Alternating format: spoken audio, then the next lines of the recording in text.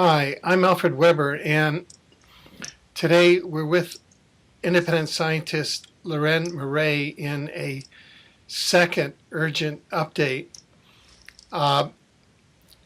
Ms. Moret has now told us that, in her words, quote, the U.S., Mexico, and Hawaii are targeted in a nuclear war from Japan. The radiation is being steered so that it avoids Canada and then makes its way around over to the Mediterranean and on to the Middle East. Welcome, Leuren. Thank you. We have made your image and picture as clear as we can, and the only thing that we can attribute any blurry image that viewers might be seeing at this point is outside interference, which I understand you have encountered. So I would just beg the viewers to listen to the information, but your image is fairly clear now. Okay, so you've stated that the U.S., Mexico, and Hawaii, but not Canada, are being targeted in a nuclear war from Japan. Most of the media is not covering this. The U.S. government is denying this.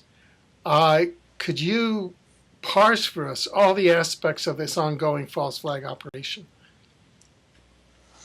On March 18th, the first large amount of radiation that's being emitted from the Fukushima reactors in Japan, north of Tokyo, was due to arrive on the west coast of North America.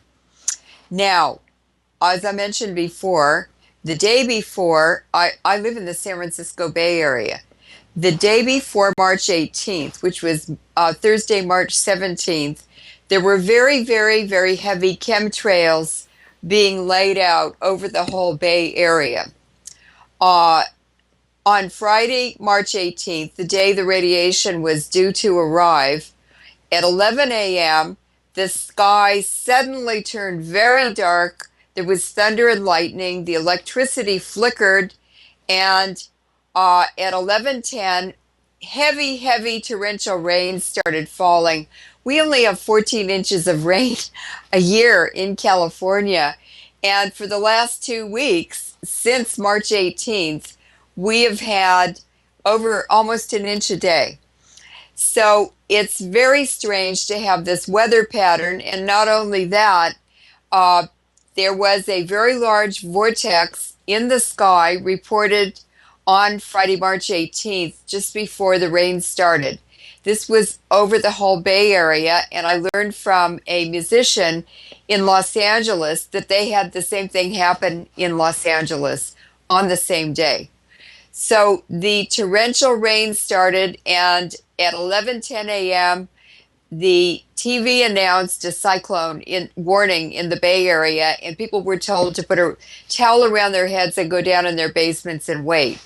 So that was the beginning of 2 weeks of very heavy rain, night and day, and I was waiting. I have a Geiger counter taped to my printer, and I noticed radiation levels going up, and they have been steadily moving up and down as if the radiation is mixed very well in the air, but we're getting packets of slightly higher radiation concentration some of the time, which would explain the slight elevation, and then it drops, and that's very typical of well-mixed air. And when you think this is coming all the way from Japan across the Pacific, that is what you would expect. Now, it was very strange since I'm detecting radiation, and radioactive xenon was reported in Sacramento. The UC Berkeley Physics Department reported two isotopes of cesium, radioactive iodine, iodine-131, and another sort of odd isotope, technetium, were found in the rain on that Friday that I mentioned when the rain started. However, up to this date, President Obama has not mentioned one thing about the radioactive contamination of the entire United States, parts of Canada, especially Vancouver and areas west of the Canadian Rockies. And this is even extending down into Mexico City and the Hawaiian Islands. But what's very strange is that it hasn't been reported by the media. Obama has said nothing about it. There are no warnings from the appropriate emergency response agencies. The EPA has not even reported the levels with 124 monitoring stations around the United States. But one article that I found said that 24 of the monitoring stations are broken. Now, you would think they would want them in good repair, anticipating for at least 2 weeks that this was a tremendous nuclear threat to the United States. But they didn't repair them, and they haven't reported the levels either. A similar thing happened in Canada. The Canadian government said no radioactive contamination was reported or detected along the Pacific coast of British Columbia. And that's very strange because the emergency response program that was located in Victoria on Vancouver Island was suddenly moved to Kamloops, which is in the interior, more in the interior and more protected. So if there was no radiation detected, why did the Canadian government move their program into the interior for more protection? So with this, an absence of any information or data to base conclusions on or to warn people, I finally was able to get the University of Cologne program for air monitoring. It's called EU-RAD. And I checked with Dr. Chris Busby, and he confirmed that this is probably the best representation and data, most reliable data for what is happening with this radiation that is impacting Canada, North America, Mexico, and Hawaii. And sure enough, it has animated models for the radiation at different levels that are identified at 3 different altitudes. One is at the surface, so this would be going maybe up to 300 feet, and it does show that high levels in the 2 to 5 becquerels per cubic meter of air are moving along the surface. It's also much higher at higher altitudes, 2,500 meters and 5,000 meters. And this is all within the rainout area of the troposphere, which is from the ground or the surface to about 10 kilometers, sorry. So these maps are extremely important, and they are on the World Weather website. It's www.woweather.com, and you could just do WO weather in a search with Fukushima, and they will pop up on your browser, and you can look at the many presentations. They're excellent, and it's for a 3-day period. This particular one is March 27th, 28th, and 29th, and it certainly shows that there's a high pressure cell over central Canada, which is keeping the more populated areas of Canada in the east protected, as well as New York and Washington, D.C. The heaviest exposure is along the coastal strip of British Columbia and the entire western part of the United States. It seems that Washington State and Los Angeles and San Diego are more heavily impacted. However, Mexico is also. And what this represents from Washington, Oregon, California, down the west side of Mexico, it's the greatest agricultural area in North America. Now, we know that the depleted uranium and weapons they're using in Afghanistan is contaminating the Punjab in India, and the farmers are dying, they're committing suicide, their children are born horribly deformed for the neurological effects of uranium poisoning. This would be in utero before the babies are born, brain damage. And I suspect that this is a similar depopulation and genocide plan for the west coast of North America. Well, it is. Wow, that's quite a. So, this is a way the Japan tectonic warfare using the HARP, aerosol, chemtrail, atmospheric plasma weapon system has now created, in effect, a multiple Chernobyl at Fukushima. And as I understand it, that Chernobyl is just getting started, right? Yes, that's correct. Now, what I knew from the very beginning, from just the morning after the Fukushima earthquake, is that the reactors' cooling systems were not working. The one that was operating when the earthquake occurred, well, they were not able to get it to start up again. They turned to the diesel backup system. They couldn't get that started. Then they turned to the battery system. They had two backups, and they couldn't get that to work. And there was no cooling on the reactors at plant number 1 until almost 24 hours later after the earthquake. Now, what is very serious about that is that reactors go into meltdown 90 minutes after the cooling stops. So what that means is the cooling systems ended with the earthquake, which was at 12:46 a.m. in the middle of the night.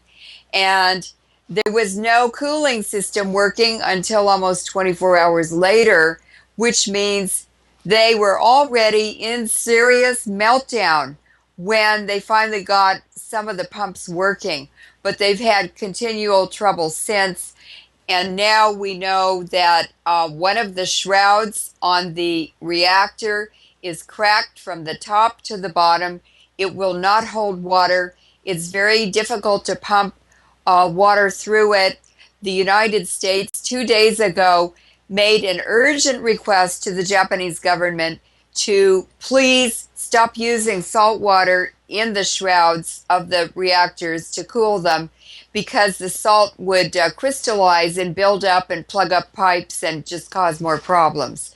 So the U.S. sent ships, military ships with fresh water, and also barges to take away the contaminated water from the reactors, the contaminated water that they have been pumping through the reactors. An article on March 27th in the Yuriumi online daily reported that in Unit 2, in the basement floor of the turbine building under the reactor, the iodine 134, which is a fission product with a very short half-life of 53 minutes, they reported the water had 2.9 billion becquerels per cubic centimeter of iodine, just iodine 134 contaminating the water. Now, that's a very strange way to report radiation because the convention is becquerels per cubic liter of liquids. And when you turn it into per cubic liter, it's 3.9 trillion becquerels per liter of water that is contaminated and extremely dangerous in the basement of Unit 2. We also know that Unit 3, where the MOX fuel is, the mixed uranium and plutonium oxide fuel is, that the shroud on that reactor, the protective casing, is cracked from the top to the bottom. And that is very, very concerning because there is a lot of plutonium in that reactor. In fact, 12 tons of plutonium is in the fuel rods in Unit 3. That's there's 170 tons of fuel, reactor fuel, radioactive fuel. That's 430,000 pounds. It's 7% plutonium, and that would be 23,800 pounds of plutonium in those fuel rods. Plutonium fuel is 100 to 200,000 times hotter than uranium fuel, so that reactor heated up very, very fast, much faster than the other uranium reactors, and expanded very quickly. The fuel pellets expanded from heating up so fast, and that it ruptured the vessel containing the reactor. So 12 tons of plutonium is now leaking down, molten. It burned through the bottom, melted through the bottom of the reactor, and like the other reactors, the molten fuel, radioactive fuel, is dripping down, moving down, migrating down into the soil beneath the reactor building. It's gone through the floor now. This is in 4 reactors. So they are in very, very, very serious trouble. And we are in very, very serious trouble because what happens in Fukushima is in the United States and the West Coast and the Hawaiian Islands within just a few days. Now, you mentioned that the Fukushima reactors are in meltdown within 90 minutes of Yes. the HAARP tectonic attack. And we even know now from the HAARP magnetometers that are correlated to this attack. Is the Stuxnet virus, is that when the Stuxnet virus became operative to facilitate, to make sure that all of the cooling mechanisms would fail? Well, first of all, it's highly unlikely that 3 cooling systems, 2 backup systems, would all fail at the same time. That's highly unlikely. And the fact that the Stuxnet virus was written to sabotage the Siemens controllers that are frequently used in nuclear power plants, and those very controllers are in the Fukushima plant, is very troubling. Another piece of interesting evidence is that the Israeli Mossad and the US CIA wrote the Stuxnet virus together.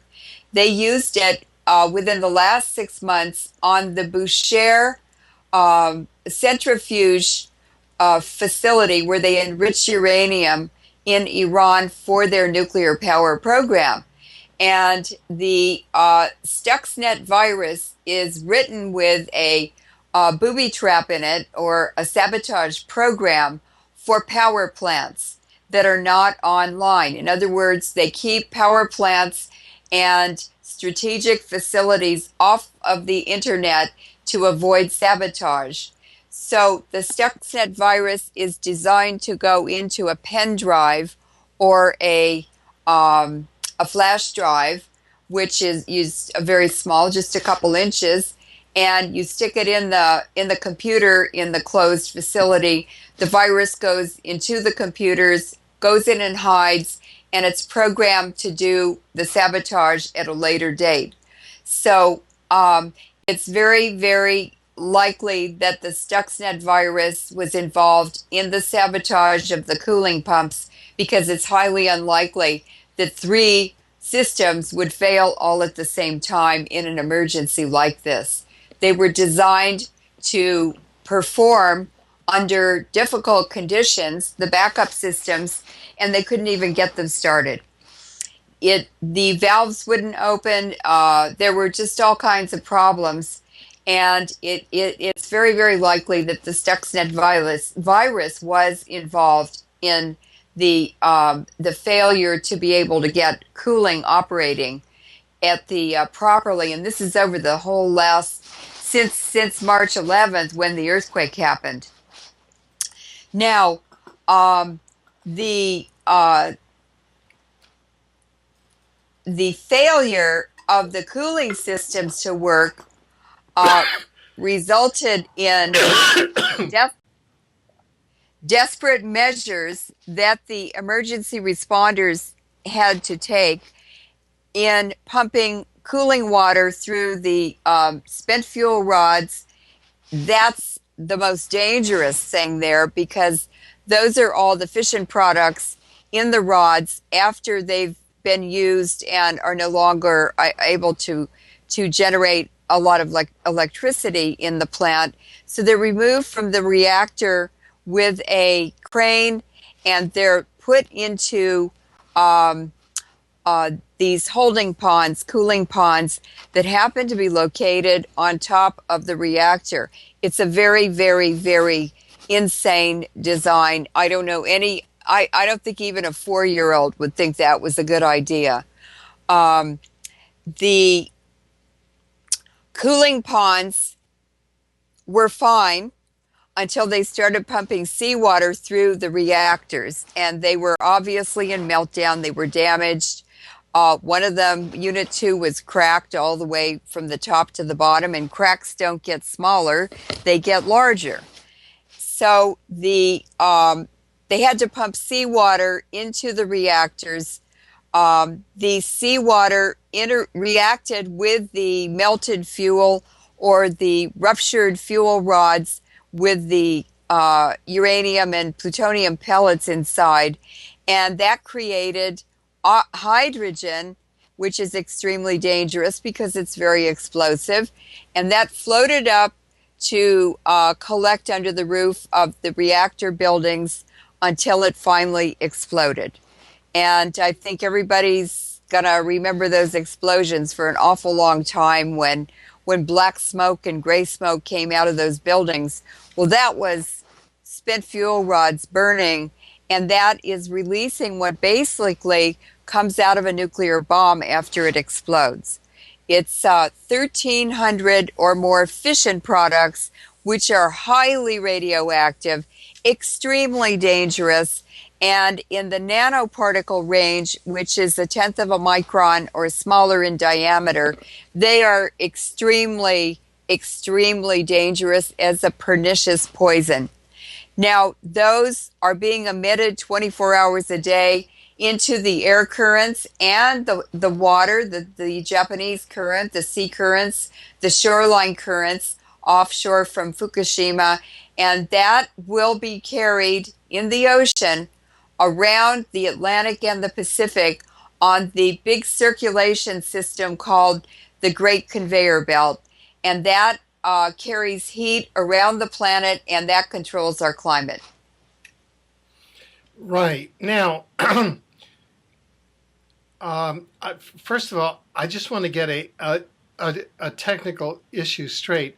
I had read, perhaps I misread it, that you had stated that Canada was being spared the radiation from the Fukushima plant, but now you say that the western part of Canada is being hit. Is there any But intention? not at the surface level. I see. There are higher concentrations at 2,500 meters and 5,000 meters. Now, that means that it may be a low concentration on the surface, but we've had very heavy rains for 2 weeks, and hopefully a lot of that at all three levels will be rained out into the ocean.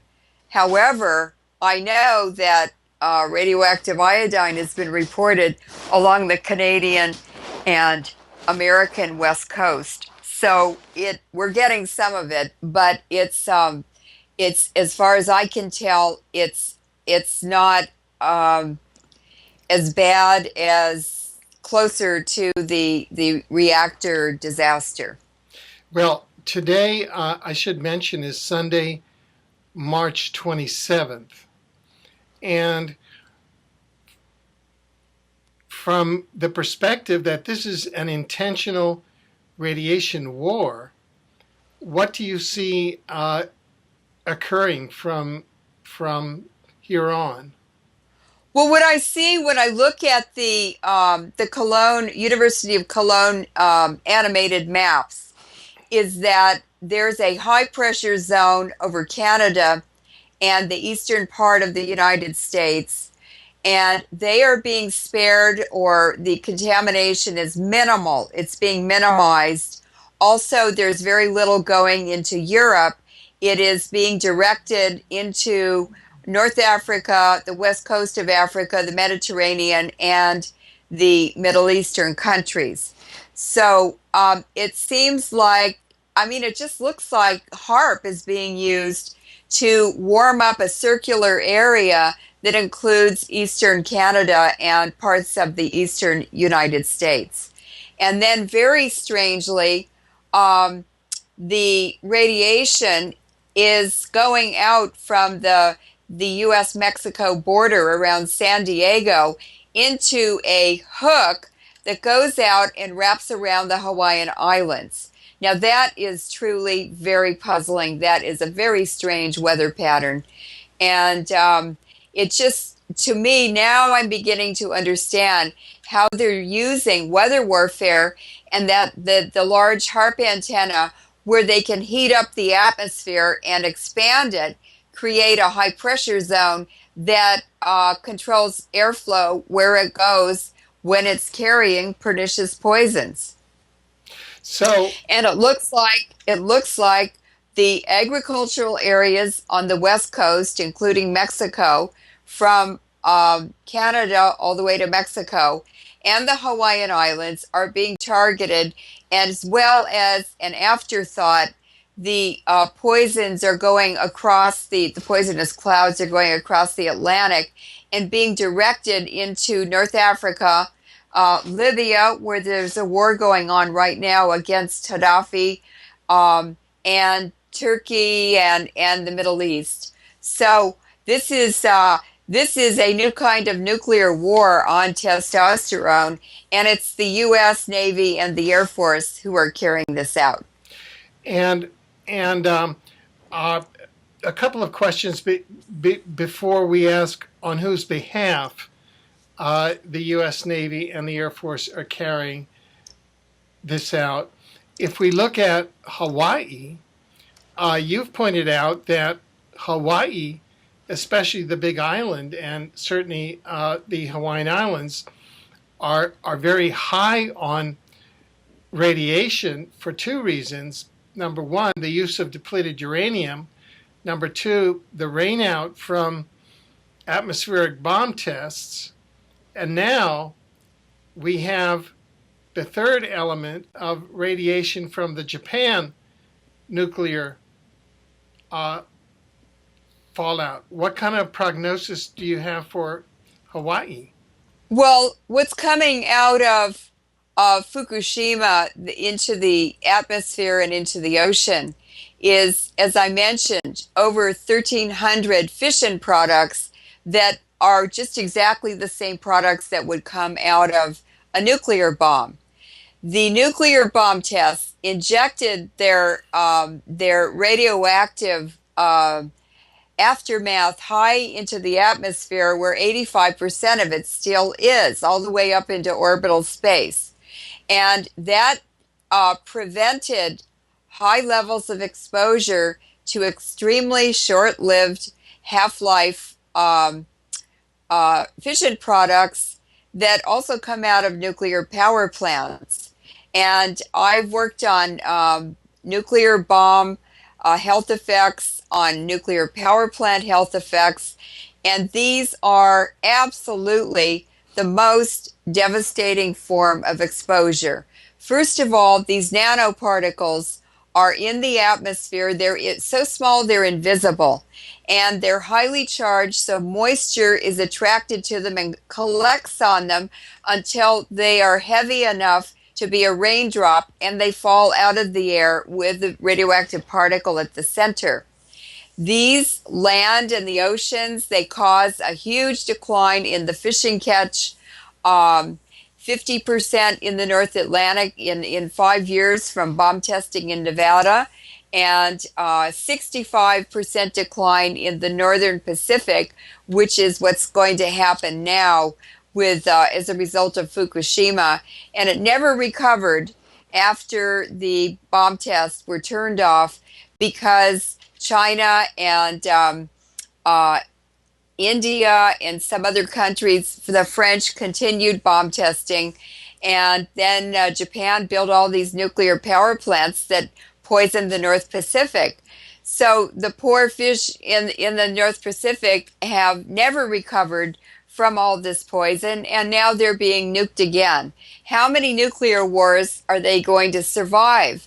It's how many nuclear wars are the Japanese going to survive? This is the third one the Americans have waged against Japan. First, it was Hiroshima and Nagasaki. Then it was the nuclear reactors, 55 nuclear reactors in a country the size of California. We only have 2 reactors in California, and they're not the biggest ones in the world like in Japan. So now this is the third nuclear war against Japan, and Japan will not recover from this. And I'd like to point out the Japanese farmers will never recover from this. All of the farmland, most of it is contaminated. All of Japan will be contaminated. Countries already will not land their ships or go into port in Tokyo to deliver emergency response supplies. They will not go to deliver food and water and things that are needed now in Japan. And even travelers flying to Japan who lived in Nagano, which is the ski area, the mountainous part of Japan north of Tokyo, and from Saitama, another prefecture in Japan, landed in China this week, and they were so radioactive when they got off the plane that the Chinese immediately took them to a hospital for treatment. So the poor Japanese, I mean, there's yellow rain falling now in Tokyo, and this is radioactive iodine. It's an orange color with all the other fission products that are coming out of Fukushima, and it's contaminating all of Tokyo. There's radioactive iodine in the drinking water. Plutonium and all kinds of horrible radioactive elements are coming down in this rain, and coming down in the rain on North America. So, and Hawaii, and this has been reported in the media, but none of the regulatory agencies will say anything. Well, then let's go straight to the chase, to the powers that are behind HAARP and behind this tectonic attack, because until we confront them, this is going to continue. Now, we know that there's 17 HAARP locations around the planet. Could this have come from any of those 17, or some in particular, or what? Well, I have the HAARP activity printouts right in front of me from Gakona, Alaska. and it appears that Gakona is where the origin of the earthquake is. And there was also something characteristic of these HARP events. There's always a U.S. Navy ship or aircraft carrier standing by when it happens. And the USS Ronald Reagan aircraft carrier was standing by when this HARP event happened, the earthquake happened, and they were 100 miles offshore when Unit 3 blew up. They flew helicopters through the cloud of black smoke that came out of it after the explosion. And it was so radioactive, it contaminated their helicopters, the ship. They had to decontaminate the whole thing, and they just turned around and got out of there. Now, what is interesting is that in the 1980s, Prime Minister Nakasone went to Washington, D.C., and he made a secret agreement with President Ronald Reagan to bring MOX fuel to Japan. It was overwhelmingly protested, and the Japanese people didn't want it at all. They fought very hard, and I've worked 10 years in Japan to help them fighting the MOX fuel, the use of MOX fuel in Japanese reactors. In fact, in 2002, the MOX fuel was supposed to go in the Fukushima reactor, and because of overwhelming protests and a friend of mine, Kei Sugaoka, went to Japan and exposed a huge TEPCO scandal, that's the electricity company, that they were falsifying safety documents, ended the placement of MOX fuel in the Fukushima reactor. But what's very strange and very interesting is that the MOX fuel was introduced to Fukushima in reactor number 3 in September. The Stuxnet virus appeared in 63 computers in Japan in October. And on March 11th, Stuxnet and HARP went to work on the Fukushima nuclear power plant and has turned it into the largest nuclear disaster in the history of the world. Right. And we are in terrible danger right now. It's an out of control situation. The only option after the meltdown started right after the earthquake and tsunami was to enshroud these in cement. There was no way to deal with it. They were already in meltdown. It's an unstoppable, irreversible situation that gets more and more dangerous as it goes on. And now another country's farmland has been poisoned.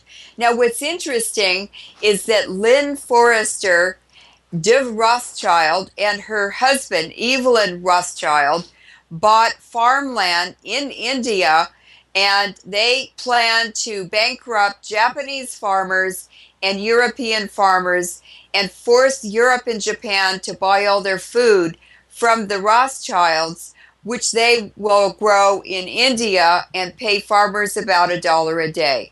When you and I went to India in 2007 on our speaking tour, we met with the editor and publisher of the World Affairs Journal, and he told me, Leuren, 5 U.S. agricultural corporations just came to the government of India a month ago and said, we want to take over all agriculture in India, and we only need 2 million Indian farmers. The Indian government said to the 5 corporations, what are we going to do with 49 million unemployed Indian farmers who've been farming there 10,000 years? And the corporations said, that's your problem. Right.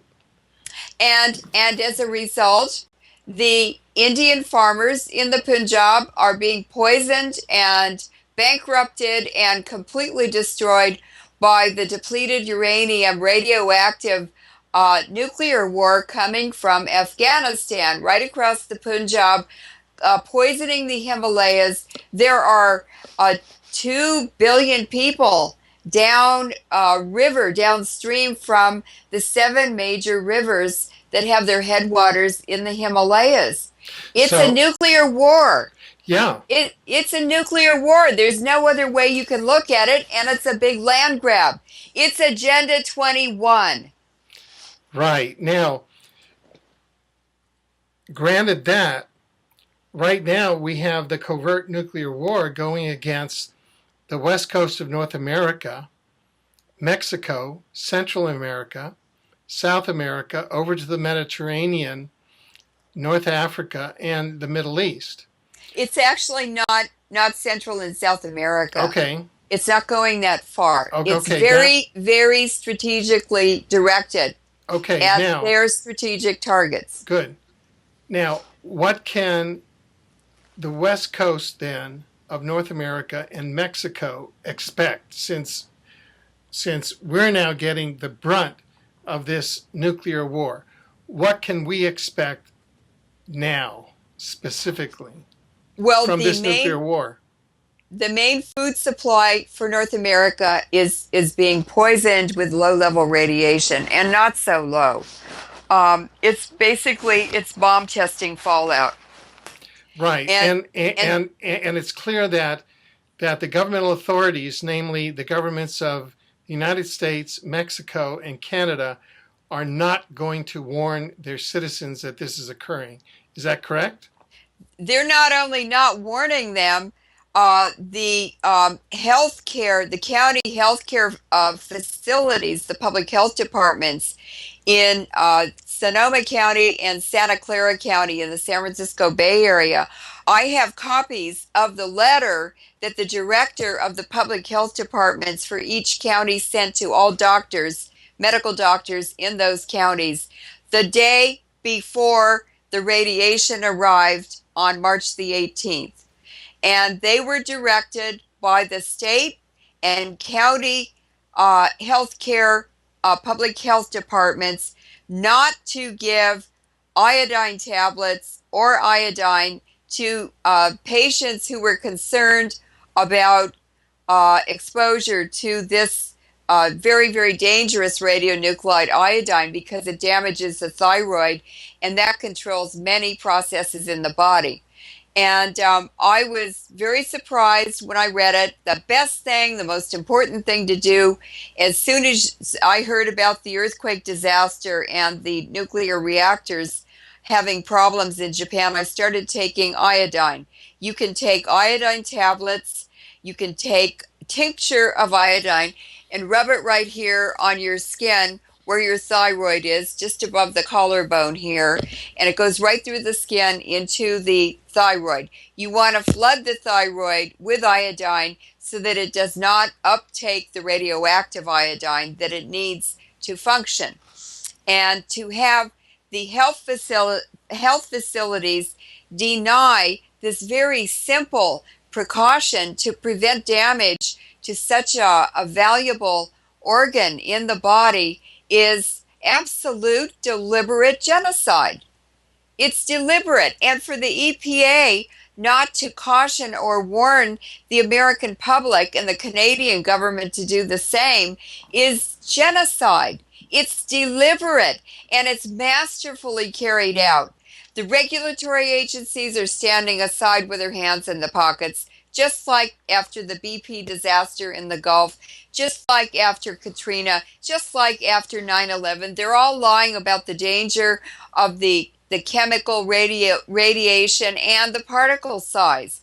This is deliberate. It's so well coordinated. It can't be anything else but a master plan. And Mexico, the West Coast, including California, and the Okanagan Valley, including British Columbia, are the breadbaskets of North America. That's right. They poisoned all the food supply. The radiation it's been raining 14 days as the weather moves from west to east, going over all of the Sierra Nevada mountains, high mountains in California and the western part of the U.S. It rains out the radiation into the mountains that recharge the groundwater water wells and drinking water supplies are all poisoned now, and the effects will continue for many, many, many years, many decades. And one of the saddest effects in the United States is an epidemic of thyroid cancer, diabetes, long lingering illnesses, and of course, a very large decline in the IQ of the American children, who are the future of a country, as well as a very, very large increase in mental illness. And the mental illness rates in the United States compared to all other countries were the highest. They were reported by the World Health Organization. They did a world survey, and they were reported in the Journal of the American Medical Association. And the United States has the highest mental illness rate in the world. It's over 26.4% of the population. More than 1 out of 4 people is mentally ill in the U.S. And I can assure you, walking around San Francisco, Los Angeles, the city of Berkeley, and especially the Hawaiian Islands, I can see how badly damaged the health and mental ability of millions of people has been the result of nuclear contamination of their environment and their food. Well, what is your prognosis for the North American population? I mean, is it going to be as in the Punjab, where we're going to begin to have birth defects? I mean, a real impact. And what can people do about the food supply here? It's going to be very similar to the after effects of Chernobyl, the Punjab, what's happening in Iraq, but it will be more subtle, and it will be slower, and it'll just be mothers and grandmothers and fathers and grandparents looking around, aunts and uncles going, gee, the children just aren't as healthy as they used to be. This is every generation that they're doing this to. If you have a society that it's a vibrant, productive, creative society, it is so because of the power of the ideas that the people put forth. And the United States has certainly been very creative, very entrepreneurial, a very wonderful experiment in self-determination. But that is ending now. When I was at the Lawrence Berkeley Lab from 1989 to 91, there were 3 Soviet KGB generals transferring the technologies of political control from the Soviet Union to suppress their people. They were being turned over to the US government. And I see the fingerprints of the KGB and that technology transfer being rolled out all over America now. It's a police state. And they're poisoning us. And if we talk about it or object, they batter us. They put us in jail. They harass us. It's horrendous. We can't even object to be poisoned to death, to fight our own genocide. Now, who are the parties behind this? In this Fukushima project, or false flag, whatever you want to call it, I would say number 1 is the Navy. The Navy is moving 95% of their ships and personnel to Hawaii. This was announced during a Pacific Command changeover. It was announced in Hawaii in sorry, the camera just fell over. By Admiral Mullen and Gary Whitehead, who was the outgoing admiral. Admiral Mullen was head of the Navy. And they said, we're moving all our ships and men, 95%, to the Pacific. Hawaii is very strategically located, and the whole military game and economy is going it's in the Pacific. It's the shipping routes in the Pacific. The Kobe earthquake in 1995 was triggered by HAARP, and seismologists told me it was an unfortunate earthquake, but it was done to get an international consortium of scientists and government support to build an underwater seismic network around Taiwan to spy on China. The Sumatra earthquake was done to set up a seismic network on the seafloor around the shipping lanes and the Indian Ocean, the Malacca Straits in Malaysia in particular. So all of these events have multiple purposes, multiple outcomes, and they benefit multiple interests. The main benefit for the military was Navy gets Hawaii. So people there are already sick, and it's a very, very ill community population because the highest rainout of plutonium and bomb testing material happened in Hawaii. They have the highest rainfall. They're getting nuked right now. And when people are sick and dying and they can't work and they're starving, they don't resist very much. They can't. They're just barely staying alive. The Rockefellers are going to get North America along with the UN, and this is all part of Agenda 21, dividing the United States into 10 regions that will be set up like the European Union, and they will have committees or directors managing each one, but there will be no elections or political participation by the public. They're just going to basically be prisoners. The Rothschilds are going to get the Western food basket, Washington, Oregon, and California.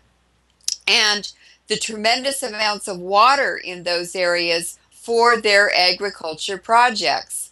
And the New World Order, or it's basically DOPE Incorporated, is going to get North American unification and the NAFTA highway, which will be a drug railroad to bring drugs in from Mexico through the United States and into Canada. And also the drugs will be coming from Hong Kong into Canada, and they will be transported and distributed down through Scottish Rite Masonic headquarters that are located along the NAFTA highway. And as you pointed out, the NAFTA highway ends at the Manitoba Provincial Legislature, which is the headquarters for the Masons in Manitoba Province. Right, right. Now, so that functionally then what you're saying is that this tectonic nuclear event and this warfare is a way of degrading the human genome and the nature of the human population in North America to then impose the New World Order on a subjugated and degraded North American population by this elite. Is that kind of a summary of it, or? Yes, and in this dynamic environment that we live in, the natural environment, the oceans and the atmosphere and atmospheric circulation, the large amount of radiation released from Fukushima will be mixed in the global atmosphere in 1 year. The circulation in the oceans will be slower, but it will be there. It will contaminate the fisheries. It will wash up on shorelines all around the world. Radiation respects no borders, no socioeconomic class, and no religion, Alfred. It is an equal opportunity killer. Well, There's then, nowhere yeah, to hide. No and one that's can why escape. that's why people often ask the paradoxical question, and the question is, well, aren't these elites, the Bilderbergers and the Rothschilds and the bloodlines leading up to the British throne, getting equally radiated and degraded? What's in it for them? Well, they are certainly getting equally irradiated and degraded. The imperial family of Japan fled to Kyoto very soon after the earthquake disaster started unrolling, but no one can escape. Um, uh, David Cameron and Gordon Brown, both prime ministers of England, their wives were pregnant 4 times between 2002 and 2005.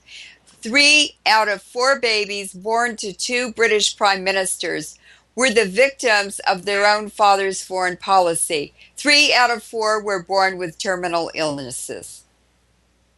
Right. So what the elite seems to be creating at this time is a radiated planet and a radiated species and a radiated genome for the planet. Is that what you're saying? Yes, that's what I'm saying. And Okay, now, it's been planned since the 1600s. They wanted to poison the whole world in the 1600s. They didn't have the technology to do it. Then, with the advent of the discovery of the atomic age, they began to study and develop the biological effects of radiation. This was done in universities and nuclear weapons labs. And finally, they now have the technologies. And what we're living under is a totalitarian scientific oligarchy that wants to control everyone and to redesign the human race. And they can do that because the uranium that is particularly attracted chemically to the DNA, to phosphate structures in the DNA and the mitochondria, those nanoparticles are also antennas. They can receive and transmit frequencies that can be used by scientific people to actually alter the chromosomes on the human DNA. And they intend to do that. It was a huge discovery made in a laboratory at UC Berkeley. The University of California manages the nuclear weapons labs. And I said to a CIA scientist, what is the application of using nanoparticles to transmit frequencies? He said that's how they're going to alter the chromosomes on the DNA. So there's going to be a small ruling class that will have sexual relations and reproduce normally. But Bertrand Russell himself said we're going to sterilize 95% of the males and 60% of the females, and the remaining fertile females, 40%, will be expected to produce cannon fodder from the time they're 18 until they're 40. So it's pretty clear what they have planned. okay, we have come literally to the end of this segment. And so obviously we want to invite you back for further updates. Can you, in just a minute, because we don't want to end on this particular note, even though it may be a realistic note for one particular timeline, what can you offer our viewers and our listeners as to what they should be doing in their individual lives at this moment? They need to particularly use iodine to protect their thyroids. They need to improve their diets and to eat much more nutritious foods. The way to battle the radiation exposure is to have a healthy immune system. Everybody has cancer in their cells. Our immune system, when it's functioning properly, suppresses the cancer so that it can't lose its growth control mechanism. So we need to pay particular attention to exercise, to where we live, to the foods we eat, avoid dairy products now, they're full of radiation, and everyone should have a reverse osmosis filter on the drinking water that is coming into their houses. There are many things we can do, and in future programs, interviews, I will talk about more things, that measures that people can take. But being informed, telling each other, sharing the information is a wake-up call, and it will help people more than anything.